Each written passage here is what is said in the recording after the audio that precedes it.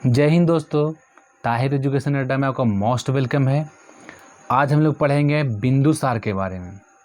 हम लोग इससे पहले मौर्य वंश के संस्थापक चंद्रगुप्त मौर्य के बारे में पूरी डिटेल से पढ़ चुके हैं और उस वीडियो के अंत में उसका टेस्ट भी हो चुका है। अगर नहीं देखें तो प्लीज़ जाकर देखिए। आज हम लोग पढ़ेंगे चंद्रगुप्त मौर्य के पुत्र बिंदुसार के बारे में। इसके बाद इसके वीडियो के अंत में इसका टेस्ट भी होगा। चलिए स्टार्ट करते हैं हम लोग। बिंदुसार, देखिए बिंदुसार का जो टाइम पीरियड है वो है 298 ईसा पूर्व से 273 ईसा पूर्व। कब है? तो 298 ईसा पूर्व से 273 ईसा पूर्व है। ये बिंदुसार का टाइम पीरियड है। बिंदुसार के पिता का नाम चंद्रगुप्त मौर्य था और उनकी माता का नाम दुर्धरा था। किनकी माता का नाम? तो बिंदुसार की माता का नाम क्या था? तो दुर्धरा था। पिता का नाम क्या था? तो चंद्रगुप्त मौर्य थे। याद रखिएगा। चंद्रगुप्त मौर्य के उत्तराधिकारी बिंदुसार हुआ जो 298 ईसा पूर्व में मगध की राजगद्दी पर बैठा। देखिए होता क्या है, चंद्रगुप्त मौर्य अपना अंतिम जीवन कर्नाटक के श्रवणबेलगोला में 298 ईसा पूर्व में उनकी डेथ हो जाती है। संलेखना या संथारा विधि के द्वारा अपने प्राण को त्याग देते हैं। कब त्यागते हैं? 298 ईसा पूर्व में। कहाँ? तो कर्नाटक के श्रवणबेलगोला में। उन्हीं के बाद उनका पुत्र बिंदुसार मगध की गद्दी पर बैठता है। कब बैठता है? तो 298 ईसा पूर्व में बैठता है। बिंदुसार के पिता का नाम क्या हुआ? चंद्रगुप्त मौर्य। उनकी माता का नाम क्या हुआ? तो दुर्धरा। मैं चंद्रगुप्त मौर्य पूरे डिटेल से बता चुका हूँ, उससे फालतू एकदम एग्जाम में नहीं आएगा। आप जाकर वीडियो को देख सकते हैं। बिंदुसार आजीवक संप्रदाय को मानता था। देखिए बिंदुसार जो है वो आजीवक संप्रदाय को मानता था। आजीवक संप्रदाय की बात किया जाए तो आजीवक संप्रदाय एक जैन धर्म से निकला हुआ संप्रदाय है। इसमें भी लोग नग्न अवस्था में रहते हैं। ठीक है। तो आजीवक संप्रदाय के संस्थापक के बारे में बात किया जाएगा तो मोगली पुत्र गोसाल। ठीक है। आजीवक संप्रदाय के संस्थापक कौन है? तो मोगली पुत्र गोसाल हैं। बिंदुसार आजीवक संप्रदाय को मानता था, ये ध्यान रखना है। बिंदुसार को भारतीय इतिहास में एक अच्छे पिता का पुत्र और एक अच्छे पुत्र का पिता कहा गया है। किन्हें कहा गया है? तो बिंदुसार को कहा गया। क्या कहा गया है? एक अच्छे पिता का पुत्र और एक अच्छे पुत्र का पिता कहा गया है। क्यों कहा गया है? क्योंकि इनके जो पिता हैं चंद्रगुप्त मौर्य एक बहुत ही कर्मठ और एक बहुत ही प्रसिद्ध शासक थे और इनका जो बिंदुसार का जो पुत्र है वो है अशोक बनेगा। तो ये अच्छे पिता का पुत्र भी है और एक अच्छे पुत्र के पिता भी हैं, इसलिए बिंदुसार को एक अच्छे पिता का पुत्र और एक अच्छे पुत्र का पिता कहा गया है।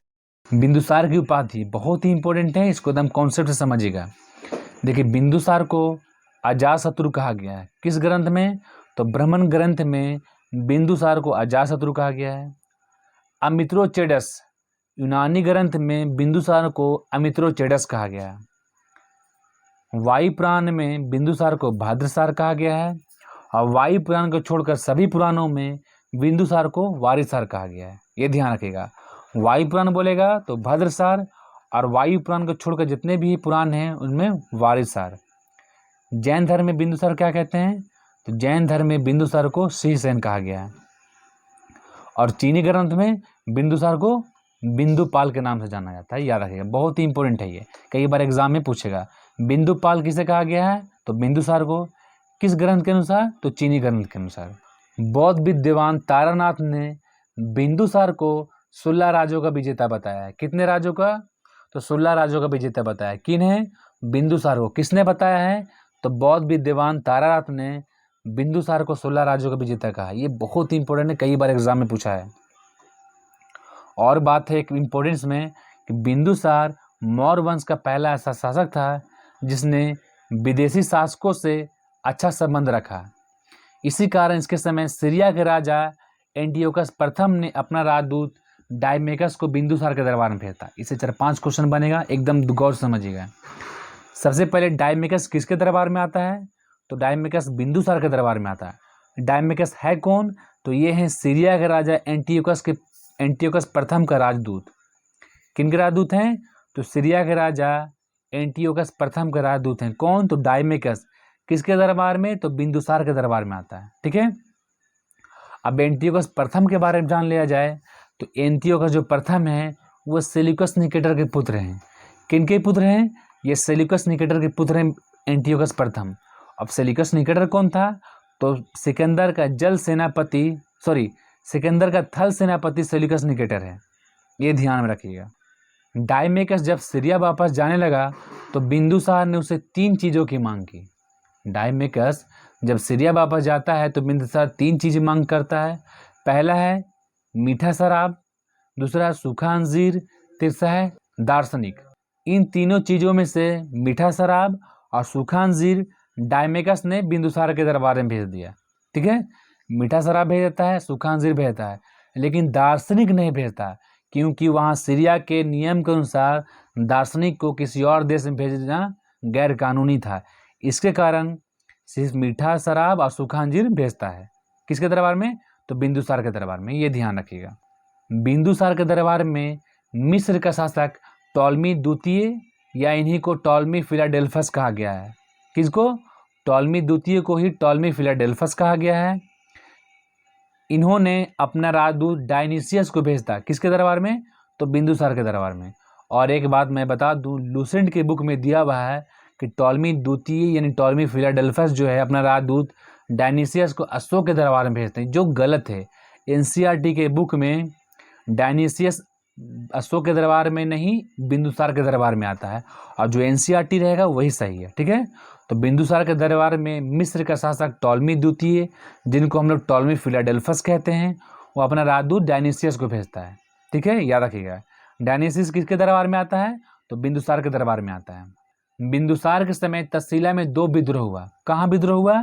तो तक्षशिला में विद्रोह हुआ। किसके समय? तो बिंदुसार के दरबार। इस विद्रोह को दबाने के लिए बिंदुसार ने अपने पुत्र सुसीम और अशोक को भेजा। ठीक है, बिंदुसार के पुत्र थे सुसीम और अशोक। और तक्षशिला में जो विद्रोह होता है तो सुसीम को भी भेजता है और अशोक को भेजता है।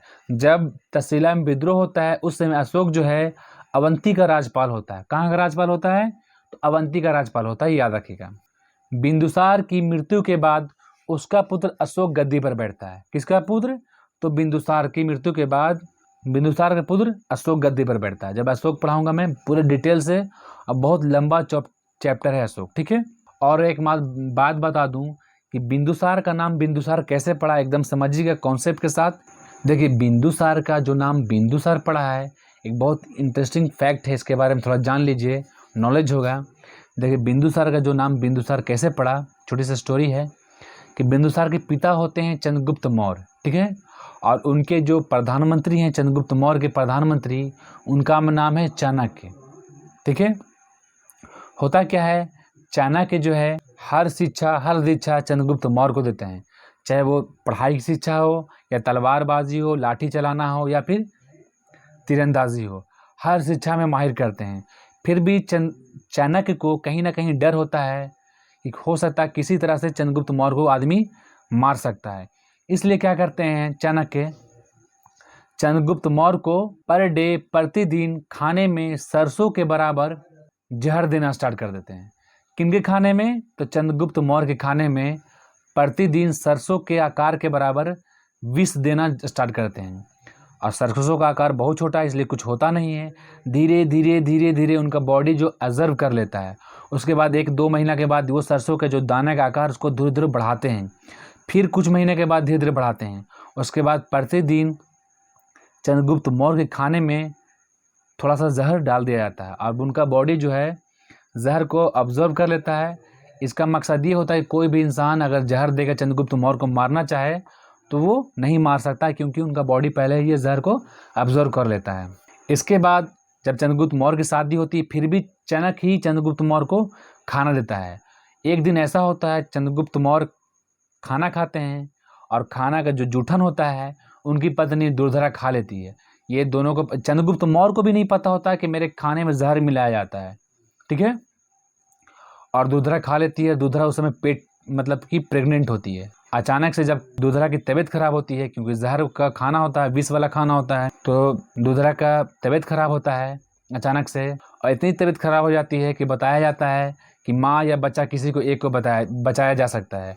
तो चाणक्य बोलता है कि उसमें बच्चे को बचाया जाए, क्योंकि वंश आगे बच्चा चलाएगा। दुर्धरा जब जहर वाला विष का खाना खाती हैं तो उनके पेट में इतनी गर्मी हो जाती है कि उनके बच्चे के बॉडी पर, उनके बच्चे के चेहरे पर बिंदु बिंदु टाइप का निशान हो जाता है, यानी गोल गोल निशान हो जाता है। और उसके बाद दुर्धरा की डेथ हो जाती है और बच्चे को बचा लिया जाता है। तो जहर की गर्मी से उनके चेहरे पर बिंदु बिंदु बिंदु बिंदु निशान पड़ जाता है। इसी निशान के कारण बिंदुसार नाम पड़ा। ये बिंदु बिंदु के कारण ही इनका नाम बिंदुसार पड़ा है। ठीक है। और जब बाद में फ्यूचर में बिंदुसार को पता चलता है कि चाणक्य मेरी माँ को मारने में चाणक्य का हाथ है, लेकिन ऐसा होता नहीं, क्योंकि चाणक्य तो किसी को मारना नहीं चाहता था, वो चंद्रगुप्त मौर्य के बॉडी को ऑब्जर्व कराना चाहता था जहर की तरह। लेकिन फिर भी जब ये बात पता चलता है कि मेरे पिताजी को जहर दिया था, इसी के कारण मेरी माँ का डेथ हुआ, तो बिंदुसार चाणक्य से नफरत करने लगता है। तो इस तरह से हुआ। अब हम लोग टेस्ट देंगे। पहला प्रश्न है, बिंदुसार ने विद्रोह को कुचलने के लिए अशोक को कहाँ भेजा? तो बिंदुसार ने विद्रोह को कुचलने के लिए अशोक को तक्षशिला भेजता। कहाँ भेजता है? तो तक्षशिला भेजता है। उस समय अशोक अवंती का राजपाल होता है, ये भी ध्यान रखिएगा। दूसरा प्रश्न है, सब मैं बता चुका हूँ। दूसरा प्रश्न है, किसके शासनकाल में डायमेकस भारत आया? किसके शासनकाल में डायमेकस भारत आया? तो बिंदुसार के शासनकाल में डायमेकस भारत आया। डायमेकस कौन था? तो सूर्या के राजा एंटियोकस प्रथम का राजदूत था डायमेकस, ये ध्यान रखना आपको। बिंदुसार किस धर्म को मानता था? तो बिंदुसार आजीवक संप्रदाय को मानता था। किसको मानता था? तो आजीवक संप्रदाय को मानता था। आजीवक संप्रदाय के संस्थापक कौन है? मोखलीपुत्र गोसाल, याद रखिएगा। जैन धर्म के अनुसार बिंदुसार को किस नाम से जाना जाता है? ऑप्शन आपके सामने है। तो जैन धर्म के अनुसार बिंदुसार को शीर्षसेन के नाम जानते हैं। किस सेन नाम से? शीर्षसेन के। अब अजातशत्रु की बात क्या है? तो ब्राह्मण ग्रंथ में इनको अजातशत्रु कहा गया है, चीनी ग्रंथ में बिंदुपाल कहा गया है, और वायु पुराण में भद्रसर कहा गया, ये याद रखिएगा। आजीवक धर्म के संस्थापक कौन थे? जिस धर्म को बिंदुसार मानता था, आजीवक संप्रदाय के, तो उस धर्म के संस्थापक कौन थे? तो उस धर्म के संस्थापक हैं मोखलीपुत्र गोसाल, ये ध्यान रखिएगा। बिंदुसार के पिता का नाम क्या था? तो बिंदुसार के पिता का नाम है चंद्रगुप्त मौर्य। जो चंद्रगुप्त मौर्य अपना अंतिम समय 298 ईसा पूर्व में कर्नाटक सरवन बेलगोला में अपने उपवास की विधि के द्वारा, संलेखना या संथारा विधि के द्वारा अपने शरीर को त्याग देते हैं। तो इनके बाद 298 ईसा पूर्व में चंद्रगुप्त मौर्य का पुत्र बिंदुसार बैठता है, याद रखिएगा। भारतीय इतिहास में किस शासक को एक अच्छे पिता का पुत्र और एक अच्छे पुत्र का पिता कहा गया है? ऑप्शन आपके सामने है। तो एक अच्छे पिता का पुत्र और एक अच्छे पुत्र का पिता बिंदुसार को कहा गया है, क्योंकि इनके पिताजी थे चंद्रगुप्त मौर्य, अब बिंदुसार के पुत्र था अशोक, इसलिए कहा गया है। एंटियोकस प्रथम किसका पुत्र था? बहुत ही इंपॉर्टेंट प्रश्न है ये। तो एंटियोकस जो प्रथम है वह सेल्यूकस निकेटर का दूत था। किनका पुत्र था? सेल्यूकस निकेटर का पुत्र था। और सेल्यूकस निकेटर कौन थे? तो सिकंदर के थल सेनापति थे सेल्यूकस निकेटर, याद रखिएगा। चंद्रगुप्त मौर्य के बाद गद्दी पर कौन बैठता है? चंद्रगुप्त मौर्य के बाद 298 ईसा पूर्व में बिंबिसार गद्दी पर बैठता है। बौद्ध विद्वान तारानाथ ने किसे 16 राज्यों को विजेता कहा? ये बहुत ही इंपॉर्टेंट प्रश्न है। तो बौद्ध विद्वान तारानाथ ने 16 राज्यों का विजेता चंद्रगुप्त मौर्य को बताया है, याद रखिएगा। तारानाथ का एक पुस्तक है कंगियूर एंड तंगियूर, ठीक है, ये भी बहुत इंपॉर्टेंट है। कंगियूर एंड तंगियूर पुस्तक किसका है? तो तारानाथ का है। तो इस तरह से बिंदुसार कंप्लीट हो गया। अब हम लोग अशोक को पूरे डिटेल के साथ पढ़ेंगे। अशोक बहुत ही लंबा वीडियो रहेगा, कम से कम 1.5 से 2 घंटे का। एक कॉन्सेप्ट को क्लियर करेंगे। प्लीज़ नए हैं तो चैनल को सब्सक्राइब कीजिए। दरोगा का सेट प्रैक्टिस पर डे मिलता है, और ये एनसीईआरटी लुसेंट, एनसीईआरटी सार संग्रह और क्रॉन का सीरीज चल रहा है। तो प्लीज़ नए हैं तो चैनल को सब्सक्राइब कीजिए। फिर मिलते हैं हम लोग नेक्स्ट वीडियो में। जय हिंद।